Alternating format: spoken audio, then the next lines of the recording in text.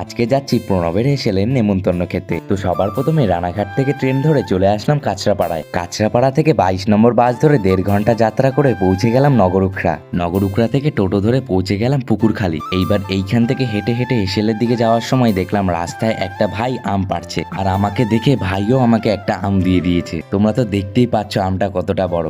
এরপরেই পৌঁছে গেলাম প্রণবের হেসেলে। হেসেলে ঢুকে দেখলাম হেসেলে কিন্তু শুটিং চলছে। হেসেলের শুটিংটা শেষ হওয়ার পরেই দেখা করে নিলাম আমারই বন্ধু প্রণয়ের সাথে। তারপরেই দেখা করে নিলাম প্রণবের হেসেলের ম্যানেজার অর্থাৎ প্রণবদার সাথে। প্রণবদাকে হয়তো তোমরা অনেকেই চেনো, কারণ প্রণবদা একজন ইউটিউবারের সাথে সাথে একজন বড় অভিনেতাও। এইবার প্রণবদা সবার আগে আমাকে হেসেলে নিয়ে গিয়ে দিয়ে দিল একটা ওয়েলকাম ড্রিঙ্ক। ড্রিঙ্কটা যেহেতু গুড় দিয়ে করা ছিল এই জন্য একটু বেশি ভালো লাগছিল। এটা খাওয়া শেষ করার পরেই চলে আসলো মেন কোর্সের খাবার। মেন কোর্সে ছিল বাসন্তী পোলাও আর খাসির মাংস, সাথে ছিল স্যালাড, ধোকা, মিষ্টি দই, 2টো পান্তুয়া আর 2টো রসগোল্লা। চলো এইবার খাওয়ার পালা।